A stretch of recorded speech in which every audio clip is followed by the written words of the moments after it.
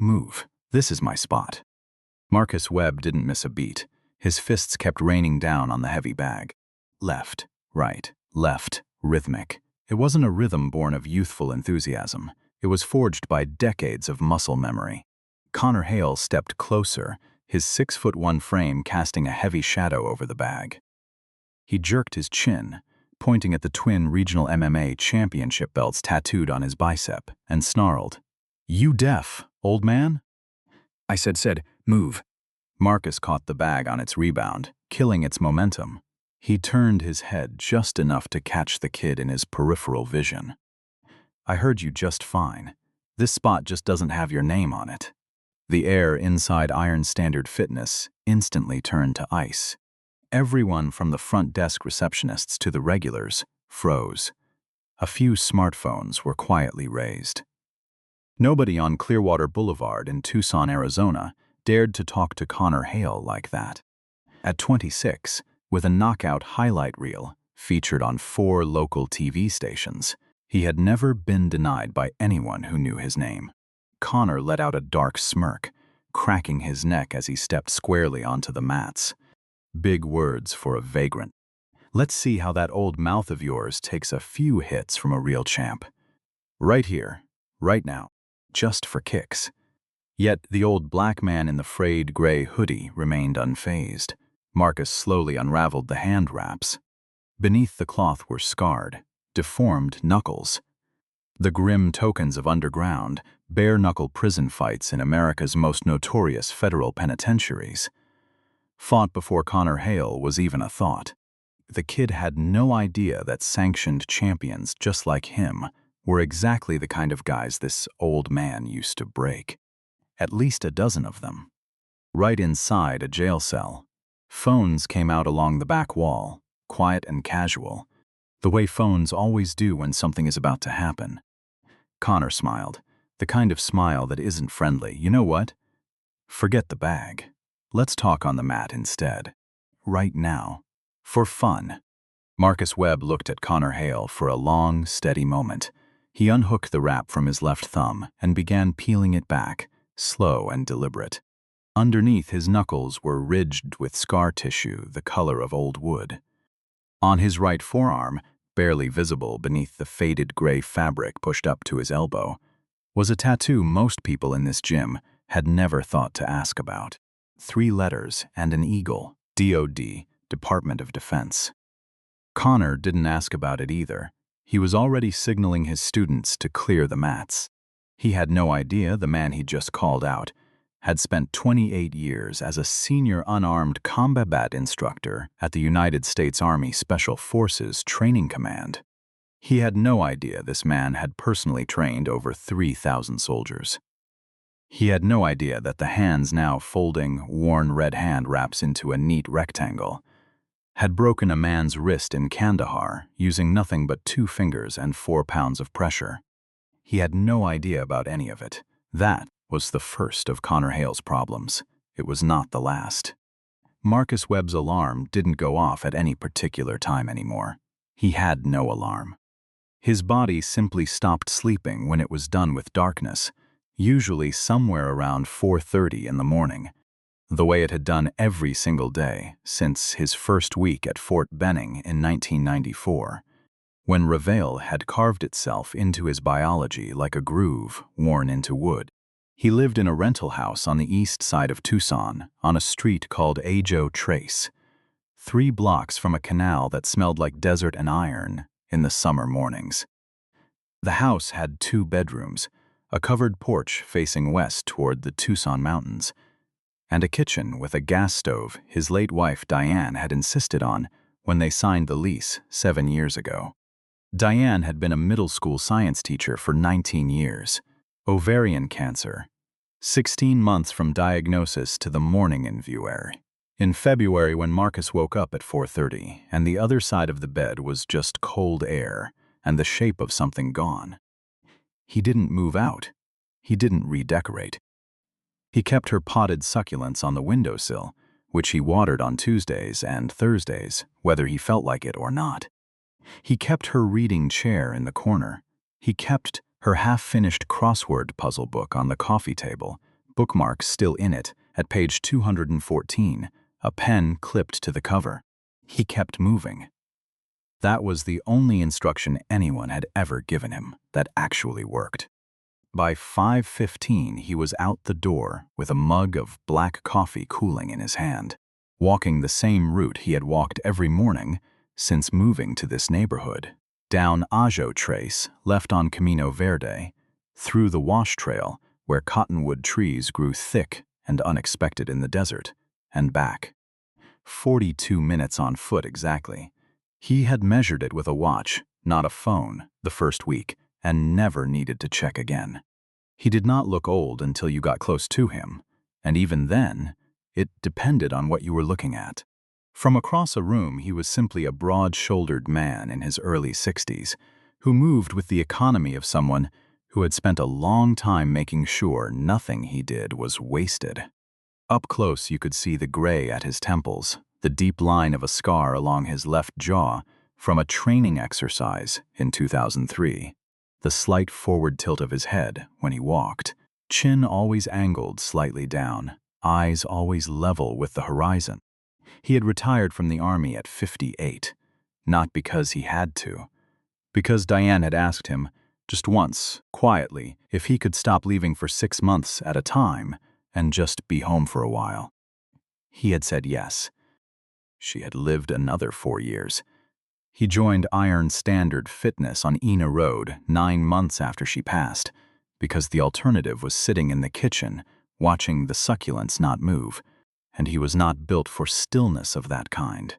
He paid $47 a month, the senior rate, which he had not asked for and had not protested when they offered it. He had a corner. Everyone at the gym knew it was his corner. Not because he had claimed it verbally, not because he was loud about it, but because he was always there before anyone else, and when you have been somewhere every morning at 6:30 for 11 months, the space begins to belong to you, the way a trail belongs to the person who walks it every day. He hit the bag.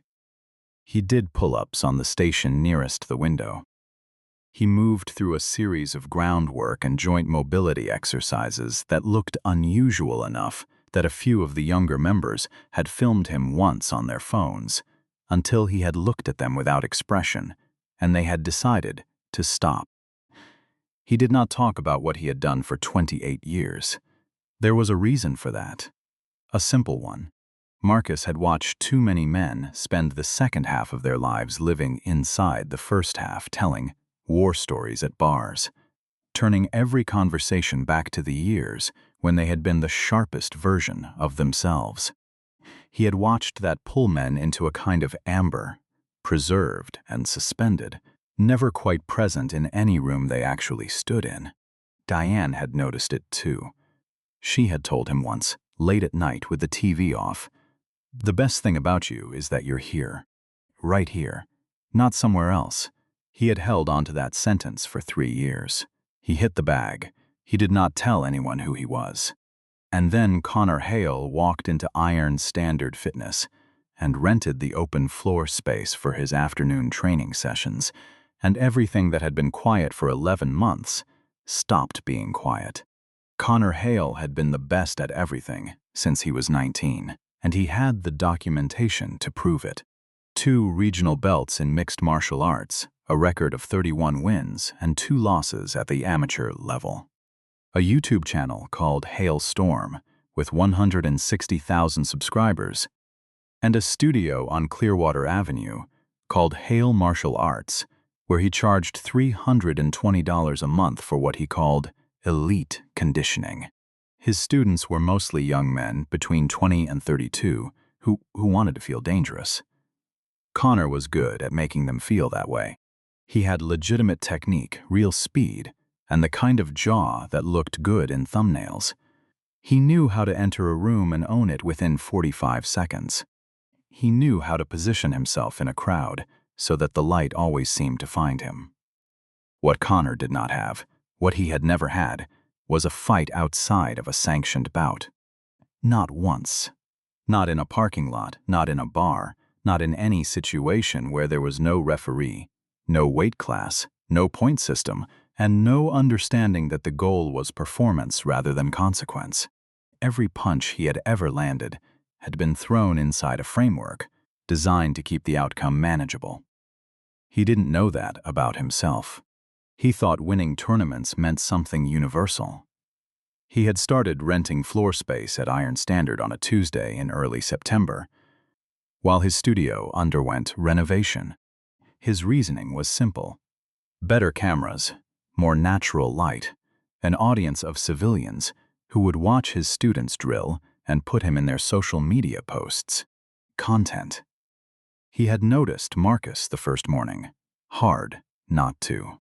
The man was there before Connor arrived, working the heavy bag in the back corner, with a rhythm so steady and controlled it almost looked like sculpture. Slow, deliberate strikes. None of the showboating that characterized most of the men in this gym.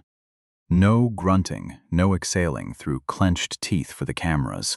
Just the sound of leather being hit correctly, over and over at exactly the same weight and tempo. Connor had watched him for 30 seconds and then turned away. "Old man doesn't know what he's doing," he said to his lead student, a 24-year-old named Bryce Kendall, who had trained under Connor for 3 years and had learned that laughing at his instructor's jokes was a kind of currency. Bryce laughed. Connor glanced back once more. He couldn't identify exactly what was bothering him about the way Marcus moved. Something in the footwork. Something in the way the man's weight was distributed. Never fully committed forward. Always recoverable. Always capable of going somewhere else in the next instant. The kind of stance that didn't come from YouTube tutorials. He shook it off. Posted a clip of himself drilling a guillotine choke with the caption, "Standards are everything." But he kept looking at the corner. That was the thing about Marcus Webb. He never looked back. Connor's students could yell loud enough to shake the windows. Connor could put on a demonstration 3 feet from the heavy bag. Connor could film himself doing something technically impressive at a volume that said, "Look at me in every frequency." And Marcus kept hitting the bag at the same weight and tempo, as though nothing in the room had changed. And for a man who needed every eye in a space, there is no insult quite so precise as the eye that simply doesn't bother. The first week, it was just noise. Connor talking at elevated volume to his students, making comments designed to carry. "You see that form? That's what 20 years of bad habits looks like. Don't let that be you." Marcus didn't turn around. The second week, Connor started moving his drills closer. Not because he needed the space. The gym was half empty most mornings. He moved closer because proximity was pressure, and pressure was a way to make someone react, and he wanted Marcus Webb to react. Marcus didn't react. "Hey," Connor said, it mid-drill, casual like an afterthought. "You ever spar? Or just the bag?" Marcus pulled the bag back to center. "I do fine."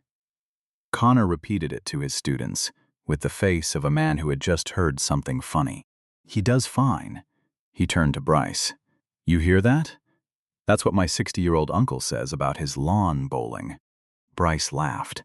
The 2 students nearest the wall laughed. 3 people on treadmills looked up. Marcus kept hitting. The third week, Connor dropped the pretense. It was a Wednesday morning, October, the desert air still cool enough to feel like something other than summer. The gym was fuller than usual.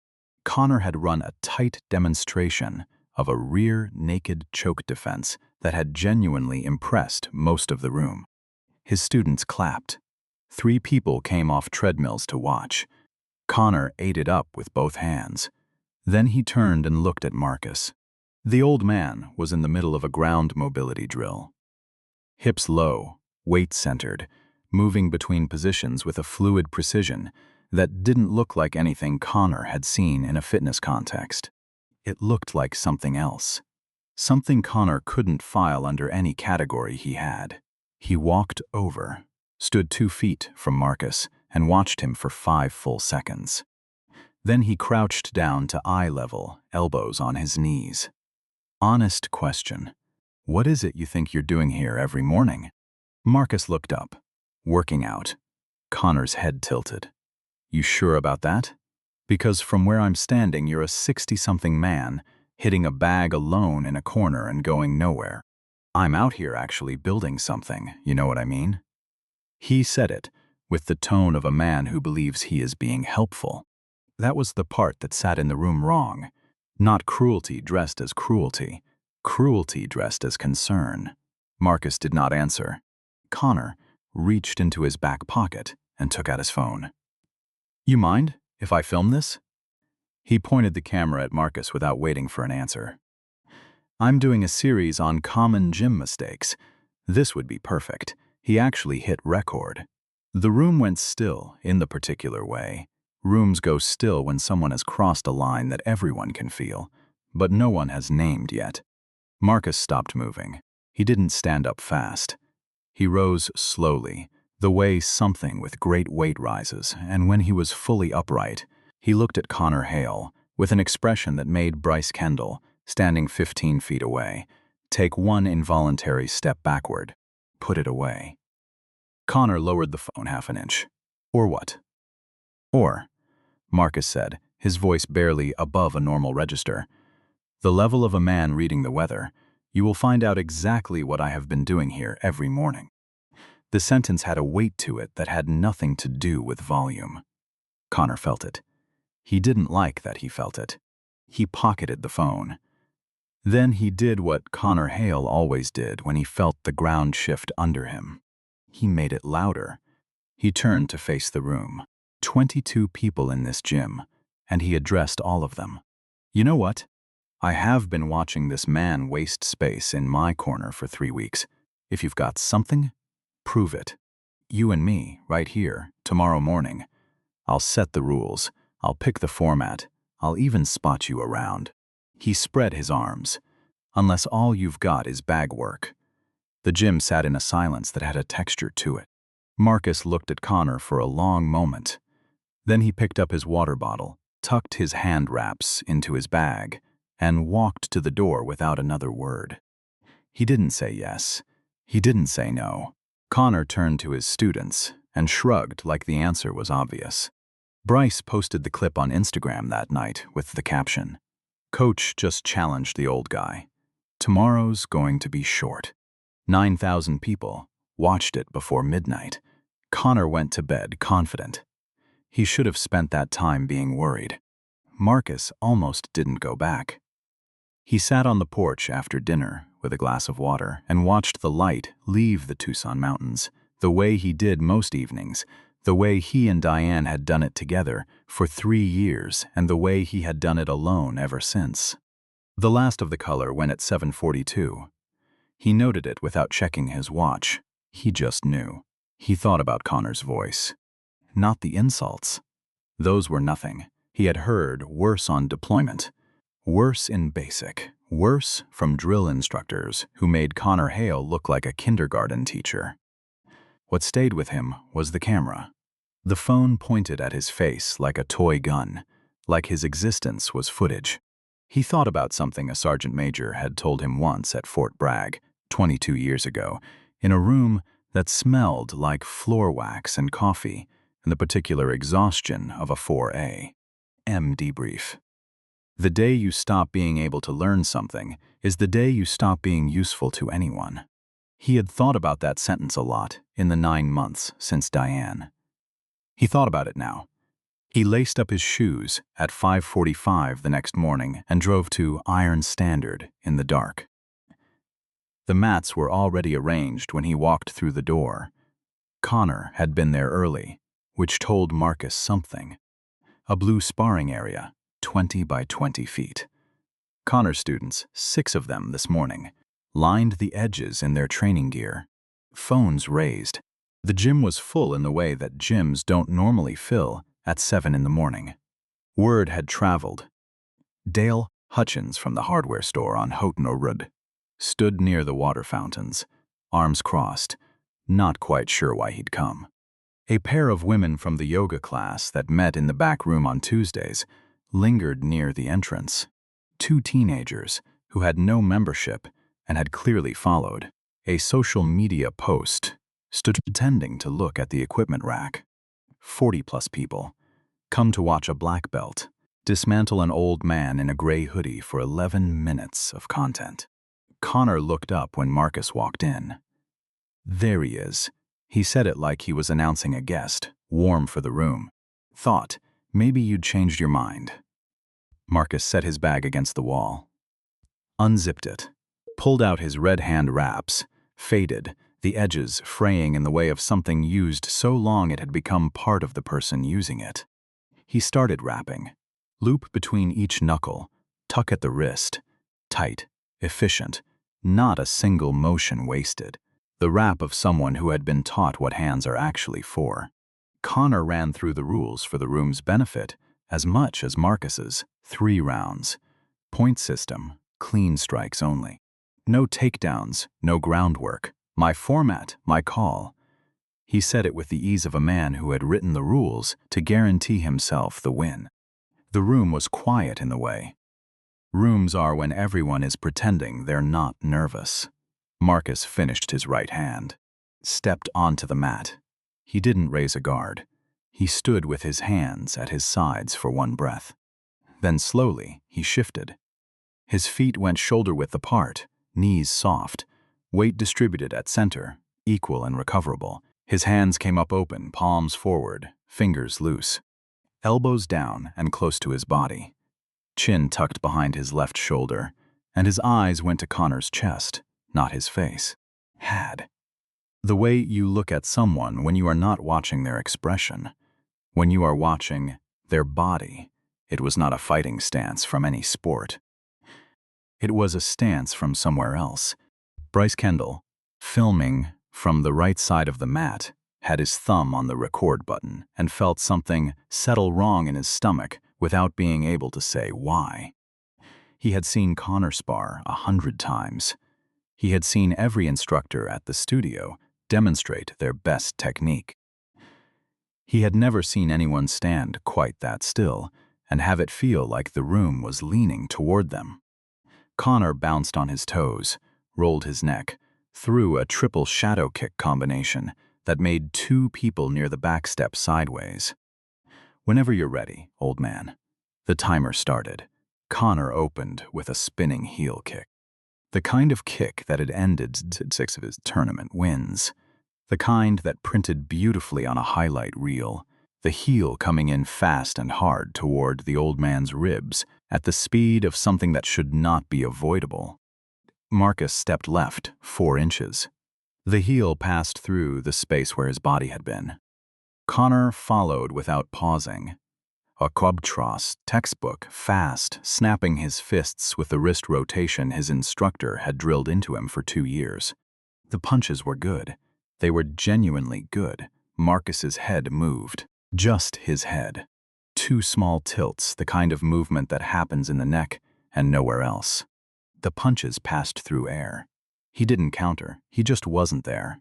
Connor reset, bounced, threw a front kick to find the range. Marcus redirected it with 1 open palm, a gentle pressure sideways the way you'd turn a door handle. No force, just direction. Come on. Connor's jaw was tighter now. You going to fight or just move? Marcus said nothing. His hands stayed up, open, his eyes on Connor's sternum, patient as water. Connor came again, harder. A 3-strike combination he had drilled 10,000 times. Lead roundhouse to the body, switch kick to the head, back fist. Thrown in under 2 seconds, faster than most people in this room could track. Marcus pulled his hips back from the roundhouse, bent his knees 2 inches from the switch kick, and then he caught the back fist. Not blocked it, caught it. His hand closed around Connor's fist in the air and held it for 1 full second, and the room heard the sound of 30 people not breathing. Then Marcus released the fist with the gentlest push, almost polite, and Connor stumbled sideways 2 steps. Connor stared at his hand. The hand that had just been held in mid-air by a 63-year-old man in a gray hoodie who had barely moved. The silence in the gym was the kind that comes after something has been broken that cannot be unbroken. Lucky, Connor said. His voice was half a register, higher than usual. He reset. His footwork was different now, shorter steps, less committed forward. The showmanship was gone. For the first time in his life, Connor Hale was looking at another person on a mat and not being certain. He felt the shape of that uncertainty, the way you feel a tooth that has just begun to ache. You become aware of it, very specifically. Connor launched his signature, a flying knee, the move that had finished 11 of his wins. He went off his back foot, all 212 pounds of momentum, drove his knee toward Marcus's solar plexus. Marcus didn't step back. He stepped forward. His left hand found Connor's knee at the joint. His right hand found Connor's collar.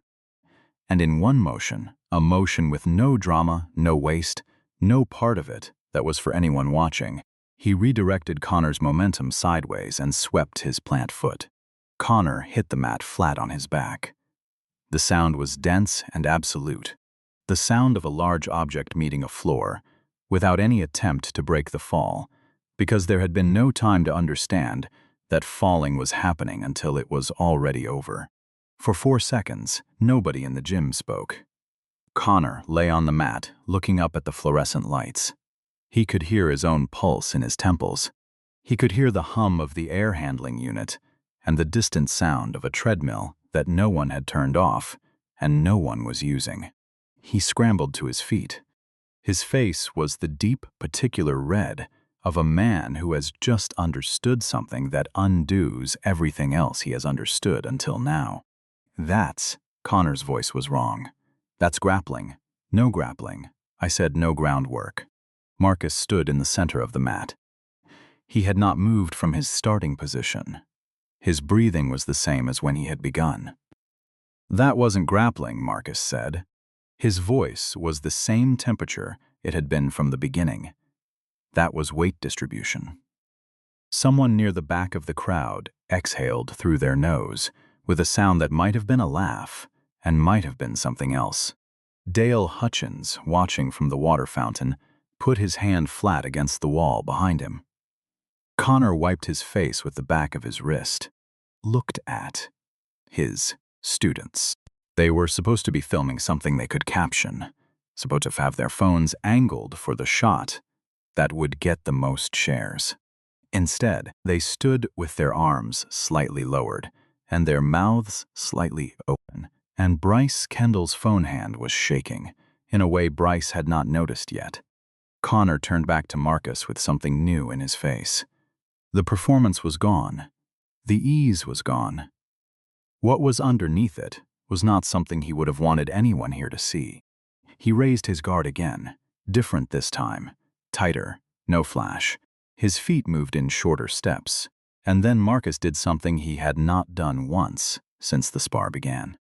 He moved first. One step forward, unhurried. His left hand extended and found Connor's lead wrist, not grabbing it, guiding it, rerouting it, and in the half-second, it took Connor's nervous system to register the contact. Marcus's right arm had passed under Connor's armpit, and his hip had turned.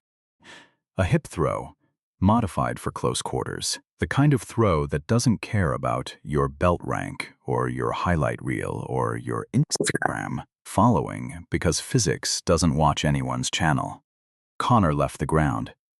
He hit the mat on his back for the second time, and this time he stayed there for a full 5 seconds, lying still with one hand raised slightly from the floor, and his eyes aimed at the ceiling like a man trying to remember where he parked.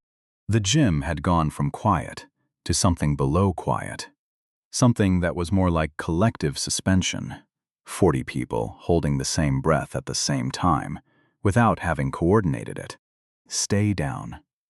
A woman's voice from somewhere near the entrance, not mocking, the way you say it to someone walking towards something they cannot see. Connor didn't stay down. He got up. His hands were shaking as he retied his belt, the knot going wrong twice before it held. He looked at Marcus, and in his face now was the thing he had never once shown anyone in 3 years of running a studio and making content and building the brand of a man who could not be beaten. He was afraid. Not of pain. Pain he understood. Pain he had managed. Pain was part of the agreement. He was afraid of something worse. He was afraid of being ordinary. He rushed at Marcus. No technique. No read of distance or angle. Just forward motion and a wild overhand right that came from the hip. All power and no control. The kind of punch that in a tournament would have been a mistake, and in this moment was something closer to a confession. Marcus stepped inside the arc of the punch, where the fist had no leverage and no range left. And in that position, Marcus's left arm wrapped under Connor's right arm at the elbow, and his right hand found the wrist, and he applied an arm lock standing. A technique that required no floor, no weight advantage, no strength advantage, just the knowledge of exactly where the human elbow joint stops being willing to cooperate. He applied 2 degrees of pressure in the wrong direction. Connor screamed. Not a yell, not a grunt, a scream. The high, short sound of a nervous system receiving information. It was not designed to receive without response. The sound went through the gym like a wire pulled tight and then cut. Marcus released the lock immediately. He stepped back. Connor staggered. His right arm was hugged against his chest. His eyes were wide, the pupils contracted to points, and he was breathing in the shallow way of someone whose body has taken charge of the breathing because the mind was briefly elsewhere. "We're done," Marcus said. His voice was flat, not angry, not satisfied. "The way you say something that is simply true." Connor heard the words. He did not accept them. He launched the flying knee again. His signature, the move on which his reputation rested, the move in every video, the move he had used to end 11 fights, the move that was the last thing he owned in this moment and the last thing he knew how to do. He went off both feet. Marcus sidestepped. 1 step, clean. Connor's knee hit air, and his body sailed past, and before he could land, before any part of him touched the mat, Marcus's arm was across his throat from behind. Not a choke, a control hold, his other hand at the back of Connor's skull. His knee driving into the small of Connor's back, and he took Connor Hale down to the mat. The way you put down something that you are not interested in breaking. Carefully. Because breaking it would require more effort than it was worth. Connor went chest first into the blue mat, and Marcus's settled his shoulder blades, and one hand rested flat against the back of Connor's neck. Not squeezing, not pressing, just present. The way a full stop sits at the end of a sentence. Connor tried to push up, could not move, tried to roll, could not. His fingers scratched at the mat surface. His legs kicked twice and went still. His cheek was pressed flat against the blue rubber, and what he could see from that angle was the bottom edge of the crowd. Dozens of shoes and the forest of phone screens angled down at his face. Marcus leaned down close. His voice was for Connor only. "You wanted to know what I do here every morning." He held the pin for 3 full seconds. Then he stood, stepped back, extended his hand. Connor did not take it. He lay on the mat with his belt half undone, breathing through his mouth. The belt had come fully untied somewhere in the last 2 minutes. It lay on the blue rubber beside him, loose, its knot dissolved. Nobody moved in the gym for 11 seconds. Somebody counted it later, watching the video back, timestamp by timestamp. 11 seconds of nothing but the hum of machines and the sound of Connor Hale's chest working. Then a voice cut through from the near the door. Webb. Marcus's hands, already beginning to unwrap, went still. His shoulders did something small and controlled that almost no one in the room caught. A man stepped forward from the edge of the crowd, mid-50s, compact. The kind of physical stillness in the upper body that belonged to someone who had spent a long time carrying equipment. A tattoo on his right forearm, visible below a rolled-up sleeve, the same 3 letters and eagle. Newer ink, the lines still sharp. Staff Sergeant Raymond Okafor, United States Army, retired, said the man. He said it the way you give a report, complete and without editorializing. 82nd Airborne, Fort Bragg, 2001 to 2018. He looked at Marcus. Your Thursday cohort. 2007 hand-to-hand curriculum. You made me redo the wristlock sequence for 3 weeks straight because I kept dropping my shoulder. Marcus looked at him. His face softened by approximately the amount that Marcus Webb's face was capable of softening. You never did fix the shoulder. Raymond almost smiled. You never told me why it mattered. Because, Marcus said, if your shoulder drops on a real application, the technique fails and you go to the ground. Raymond turned to face the room. His voice went wide. For those of you who don't know what you just watched, that man trained me. He trained 400 soldiers in my brigade alone. He served as a senior hand-to-hand combat instructor at the Army Special Operations Command for over 20 years.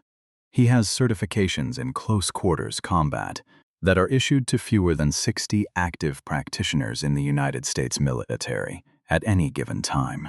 He pulled his phone out, navigated for a moment, and held the screen toward the crowd. A photograph, official, slightly overexposed, taken on a red clay training field, somewhere that wasn't Arizona. A younger Marcus Webb in a field uniform, demonstrating a takedown on a soldier twice his size. 3 rows of soldiers in formation watching from behind. You challenged that man to spar for laughs. Raymond let the sentence sit in the air of the gym without adding to it. The crowd had turned slowly toward Connor, the way a group of people turn together, when they all receive the same information at the same moment. Connor was sitting up now on the mat, his belt still untied beside him, his right arm cradled slightly against his body. His face had the look of a structure after the load-bearing element has been removed. Present, but fundamentally changed in what it was capable of holding. He looked at Marcus, and something in what he was looking at was different now. Not the gray hoodie, not the age, something under all of that.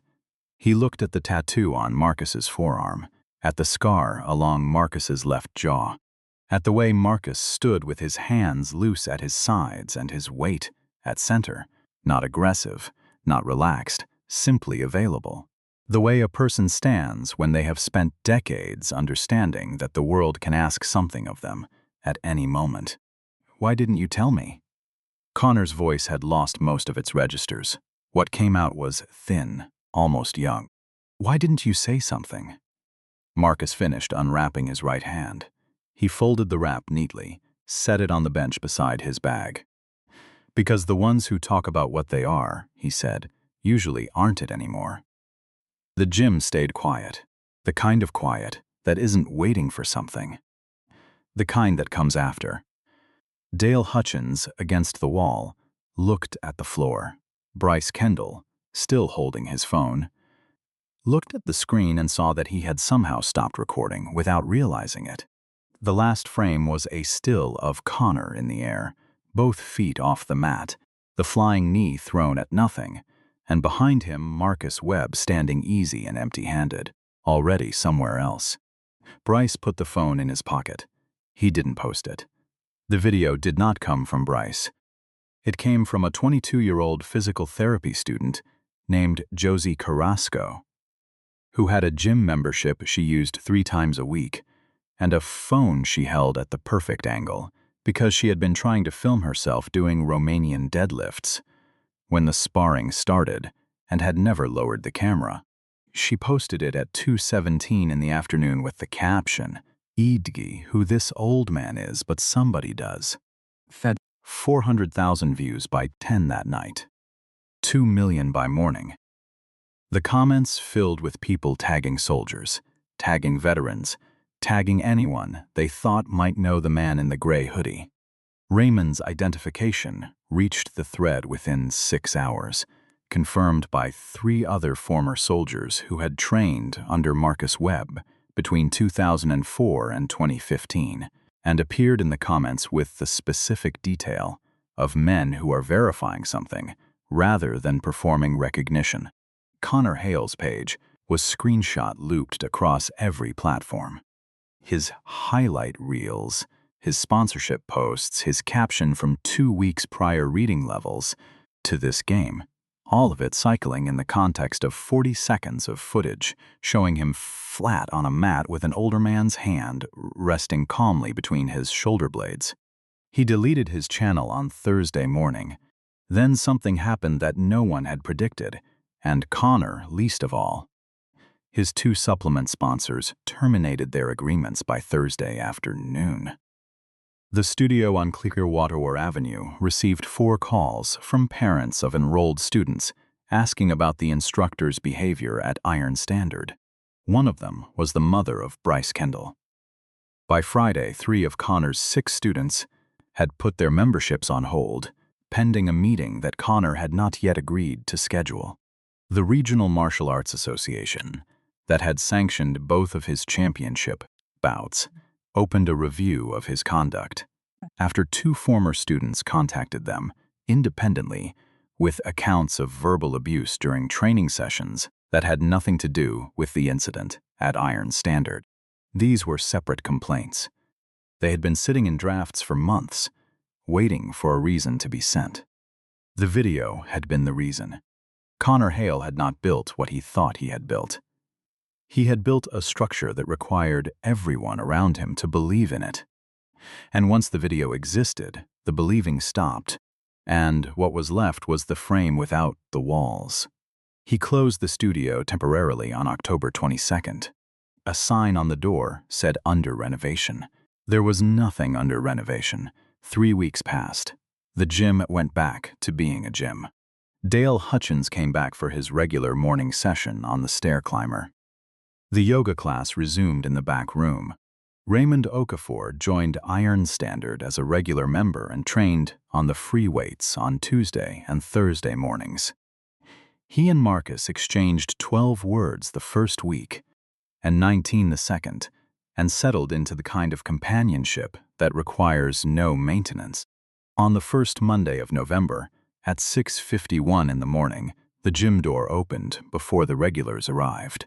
Connor Hale walked in. No training gear, no students. Gray sweatshirt, jeans, running shoes that had never been used for running. Hands in his pockets. He walked to the back corner and stood near Marcus, who was mid-rap, and looked at the floor. "I have to say something, and I need you to let me finish." Marcus kept rapping. "I treated you like you weren't a person, not just that morning, for 3 weeks before it. I talked about you like you weren't standing there. I pointed a camera at your face like you were a prop, and I did all of that, 'cause you didn't look at me the way I needed people to look at me, and that made me feel something I didn't know how to handle. And I handled it wrong." He stopped, swallowed. "I'm not asking you to forget it. I'm just telling you that I know what I did." Marcus finished the left rap, started the right. Connor's jaw was tight. His voice was careful. "I want to learn from you. Not a lesson, not a session. I want to understand what I don't understand. And I know I have no right to ask that." The gym was empty around them. The kind of empty that is its own kind of quiet. Just machines waiting, and morning light coming through the high windows. Marcus looked at Connor for a long time. He saw the thing that had been underneath everything from the beginning. The kid who had needed the belt and the camera and the followers, because without them, he didn't know what he was made of. The kid who had never been broken and therefore had never found out what breaking made possible. Victor had taught him something in a sweltering training bay in Fayetteville, North Carolina, in 1999, on a morning that smelled like pine resin and summer heat. The most dangerous fighter in any room isn't the one who knows the most. It's the one who knows what he doesn't know yet. Marcus looked down at his right hand, finished the tuck at the wrist. "Tomorrow, 5 a.m. We start from nothing." Connor came at 4:53. They worked for 90 minutes on hand positioning. Nothing else. No techniques, no combinations, no throws. Just where the hands go and why. Connor was impatient for the first 20 minutes, and Marcus waited him out. And by the end of the first hour, the impatience had gone somewhere else, and what was left was something quieter and more durable. On the way out, Connor stopped at the bench where Marcus's bag sat. The hand wraps folded neatly beside it, faded red, edges fraying. He looked at them the way you look at something you have finally understood the meaning of. He didn't say anything. He came back the next morning, and the one after that. There are things you cannot buy, and cannot inherit, and cannot document for a highlight reel. The kind of things that live in the gap between who you perform yourself to be and who you actually become when no one is watching and nothing is guaranteed. Connor Hale was 26 years old and had just learned that he was not even close to the beginning of that gap. Marcus Webb, in his gray hoodie, in the back corner of a gym on Ena Road in Tucson, Arizona, watered Diane's succulents every Tuesday and Thursday, walked Ajo Trace before the sun, and hit the bag with the same weight and tempo and quiet that had been his for 3 decades. He had nothing to prove. He had never had anything to prove. That was the lesson, the only one that ever mattered. If this story stayed with you. Not because of what happened on the mat, but because you recognize something in one of those rooms. Press like so it can find someone who needs it. Share it if you know someone who has ever been looked through instead of looked at, and leave a comment. Have you ever been in a room where someone decided who you were before you opened your mouth? And were they right or wrong? I read every single one.